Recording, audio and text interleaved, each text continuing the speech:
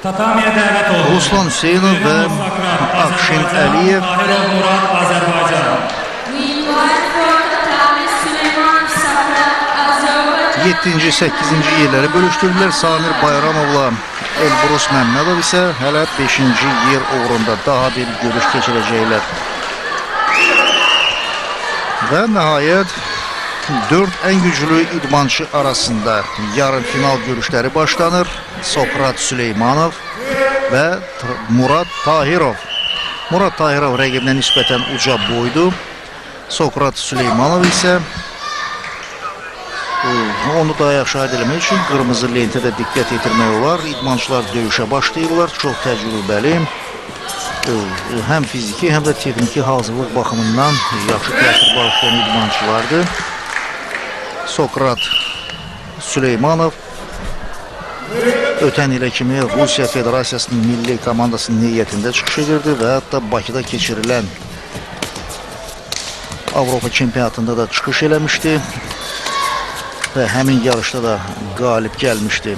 Sonradan Azərbaycan milli komandasının heyətində çıxış etmək niyyətini bildirdi və Azərbaycan Kyokushinkai Karate Federasiyasının rəhbərləri, eləcə də məşqçilər bu təklifə müsbət cavab verdilər.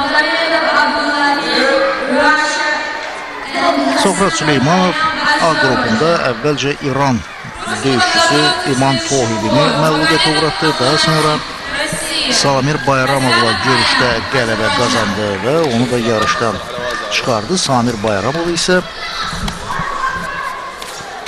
bir qədər əvvəl onun döyüşünə də baxdıq. Bu idmançı ən yaxşı halda 5-ci yıl uğrunda mübarizə aparacaq.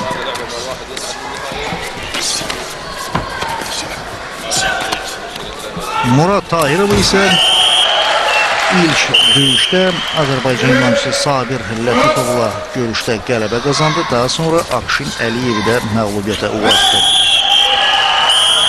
Görüş dayandırılır. İndi hakimlər qalibi elan edirlər və Sokrat Süleymanov bu görüşdə qələbə qazanaraq finala çıxır. Bu döyüşdə Süleymanov Sokrat qalib gəldi, Azərbaycan. Murad Tahirov isə yarışı 3-cü yerdə başa vurmalı olacaq. İndi növbəti görüşün iştirakçıları tatamiyə dəvət olunurlar. Əbdüllətif Məhəmmədov və Xəyyam Həsənov. Siz bir qədər əvvəlki fragmentin təkrarına baxırsınız. Sokrat Süleymanov texniki hazırlıq baxımından rəqibindən üstün görünürdü və bu üstünlüyünü də sübut etdi.